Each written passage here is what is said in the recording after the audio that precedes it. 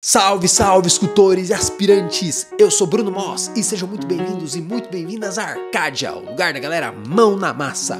No vídeo de hoje eu quero falar mais sobre a massa que eu utilizo para fazer as minhas esculturas. Sim, o pessoal realmente me pergunta muito sobre materiais e sobre qual é a massa dessas peças. Eu já falei disso em alguns vídeos, pessoal, mas eu gostaria de falar um pouco mais e também falar sobre outra massa que eu utilizo.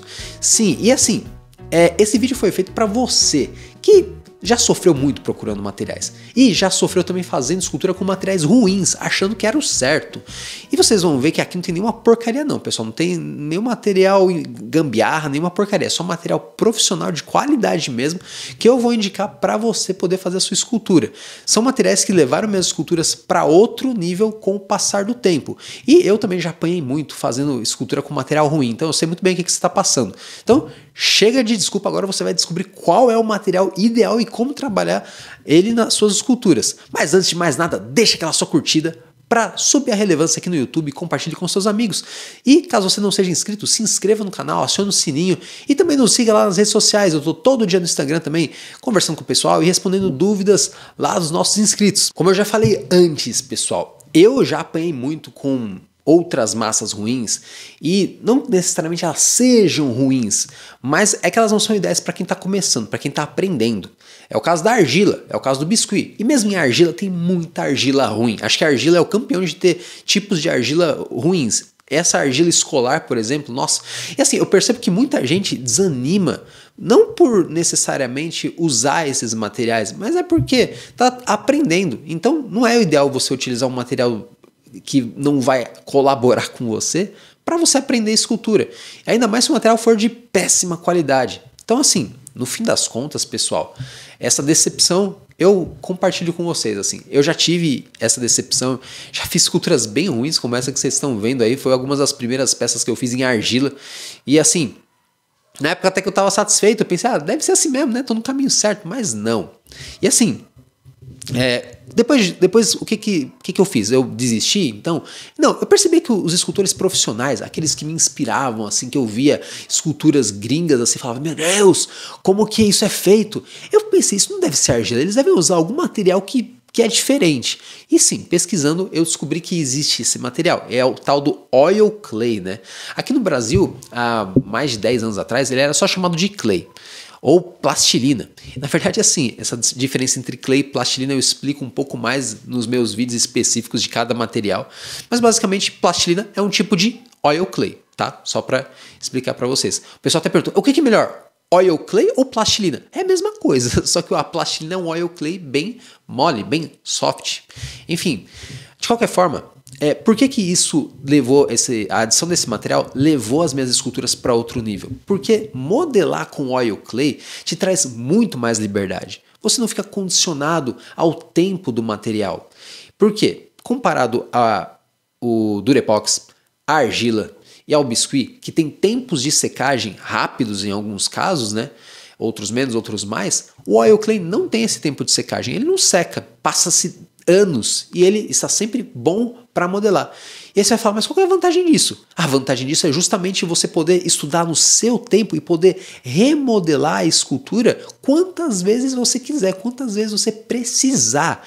Então toda vez assim que eu quero às vezes me divertir, eu quero relaxar, eu pego uma escultura que às vezes eu estou fazendo há meses e tal, e eu fico remodelando ela. Eu já dei o exemplo aqui do Balrog, que é uma peça que eu já fiz ela, já tinha dado por finalizado, mas passou um tempo e eu falei, não, eu acho que eu quero fazer uma coisa totalmente diferente. Em vez de fazer uma peça nova, eu gosto às vezes de pegar uma peça antiga e retrabalhar em cima dela. É muito parecido com aquela galera que faz pintura em óleo e fica lá retrabalhando a pintura em óleo, porque o óleo também tem um tempo de secagem mais extenso, né? E outra coisa muito importante é a questão do aprendizado. Quando você vai aprender alguma coisa, você vai errar. Definitivamente, você sempre vai errar. Se você não sabe dirigir, na hora de você aprender a dirigir, você vai provavelmente estacionar mal, na melhor das hipóteses, porque você pode bater o carro, como eu já bati bastante. Ou quando você está aprendendo a cozinhar, você vai queimar alguma coisa, você vai fazer alguma coisa com gosto ruim. Sempre você vai errar. Com a escultura é a mesma coisa, você vai errar. Só que se você estiver fazendo uma massa que vai secar, você vai sempre ficar gastando material e se decepcionando porque você vai ter que ficar fazendo rápido e isso vai condicionar muito mal o seu aprendizado. Com uma massa que você tem um controle total do tempo de secagem, no caso ela não seca, né? Você consegue ter como se fosse o lápis e a borracha. Se você errar, é só você retrabalhar, é só você desfazer. Muito bom para aprender, muito bom para estudar e não ficar preso a algo que vai te atrapalhar, que é, no caso, um tempo de secagem pré-determinado. Algumas especificações que é importante você saber sobre a questão da densidade. Para falar sobre a densidade é interessante falar sobre a composição. O oil clay ele tem aí, então, óleos e ceras que vão dizer se ele é mais soft ou mais hard, se ele é mais duro ou mais mole, enfim, só para você entender um pouquinho. É o que diferencia, inclusive, de uma argila. Mas, na verdade, tudo quanto é massa, você consegue ver através dos fabricantes que eles vão adicionando mais alguma coisa ou outra coisa para deixar a densidade maior ou menor. De qualquer forma, no caso do oil clay, como eu já até comentei, existe óleos e ceras para fazer esse balanceamento da densidade. Quanto mais óleo você coloca, mais mole ela vai ficar. Quanto mais ceras e cargas você coloca, mais endurecida ela vai ficar. E assim, no caso, uma oil clay hard, né, que a gente comenta, ela é melhor até para quem já tem mais experiência.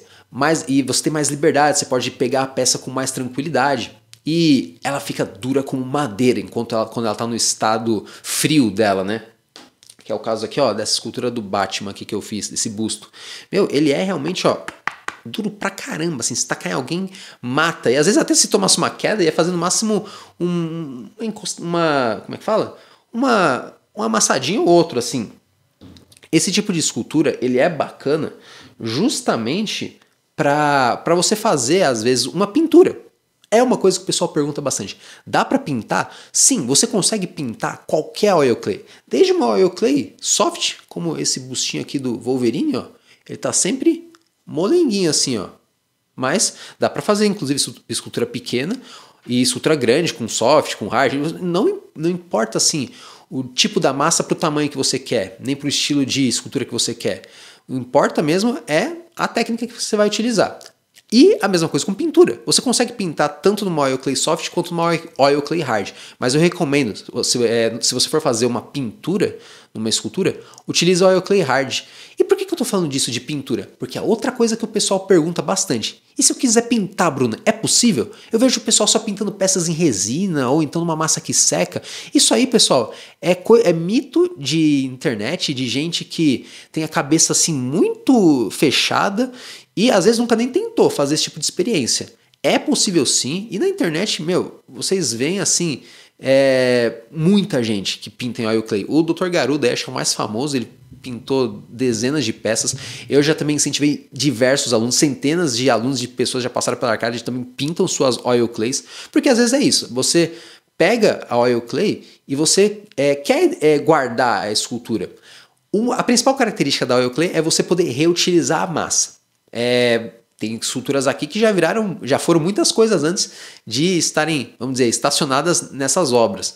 Mas, às vezes você vai fazer uma escultura e quer guardar ela daquele jeito e ainda quer pintar. E tudo isso é possível. A oil clay, ela traz muita flexibilidade. Ela é muito boa para você estudar. E se você quiser também guardar uma escultura e pintá-la, também é possível sem problemas. A segunda massa que eu mais utilizo aqui na Arcade é o Polymer Clay. O Polymer Clay, ele é a base de polímeros, como se fala, né? Ele vira um plástico depois que ele endurece. E sim, essa massa endurece. Você pode endurecê-lo quando você coloca num forno e ele assa, não é verdade? Claro que depois que ele assar, você não vai mais poder fazer outra escultura com essa massa, não dá para reutilizar como o oil clay, é uma característica diferente. E como eu disse, é uma massa um pouco mais avançada. Apesar de muito similar na questão da modelagem comparado ao oil clay, é uma massa um pouquinho mais avançada, então eu não recomendo para quem nunca fez escultura. Como eu sempre digo, se você quer aprender escultura, aprenda com oil clay, depois aplica no material que você mais gosta. Eu gosto bastante de polymer clay e oil clay, fico alternando entre as duas. E assim, no caso o polymer clay, ele é um pouco mais caro sim do que a oil clay. Mas, se você quer ter, por exemplo, uma escultura dessas de marca, dessas que tem em lojas do shopping e tudo mais, você vai gastar muito, mas muito dinheiro, sei lá, R$6.000 para ter uma escultura grande como essas. Coisa que com com o Polymer Clay, você gastaria às vezes 200, 300 reais de massa. Então, assim, para quem quer uma escultura como uma essas peças de resina, essas peças de vinil, PVC, né, que são realmente de colecionável, que são muito mais caras, nem se fala peças de obra de arte, né? Vai gastar muito, mas muito menos se você for fazer com as próprias mãos, utilizando o Polymer Clay. Então, assim, é uma massa sensacional, você consegue pintar. Um exemplo de uma obra que eu fiz com ela, tá aqui, ó, deixa eu pegar para vocês. Já mostrei algumas vezes, é a Ranger. Porque não tem muitas peças em Polymer Clay aqui no estúdio, porque eu acabo vendendo elas, mas essa aqui eu fiz questão de não vender. Eu já até contei sobre essa peça, ela é uma Guerreira Ranger que a minha esposa controla no RPG que a gente joga. Mas assim, a parte boa do Polymer Clay é que ele aceita detalhes muito bem. Então, você pode ver, por exemplo, nessas peças do meu aluno Miguel. O Miguel, ele vinha do Biscuit, né? Ele já modelava por conta do Biscuit e ele era muito bom. Só que, depois que ele começou a utilizar Polymer Clay, o nível das peças dele, tipo, disparou. Foi realmente, assim, pra estratosfera, como eu gosto de dizer. Ele realmente deu um salto de qualidade absurdo. Por quê? Não vai ter os problemas de redução do Biscuit, nem o tempo curto que ele teria para modelar, então ele consegue trabalhar detalhes e um nível de aprimoramento muito maior do que ele conseguiria com outra massa. Então é isso, pessoal. Vocês viram que tendo conhecimento certo de materiais, você não vai ficar batendo a cabeça com massa ruim, não, né? É perda de tempo e ninguém merece utilizar massa ruim para fazer escultura, pessoal. O que eu recomendo agora para você comece a montar o seu cantinho da escultura. Eu lancei um vídeo recente falando sobre isso. E também adquira os materiais, adquira as massas, principalmente também para você já ter tudo pronto e em breve começar a pôr a mão na massa. Pessoal, é sempre um prazer falar de escultura com vocês. Nos vemos no próximo vídeo. Um grande abraço e, como sempre, mão na massa!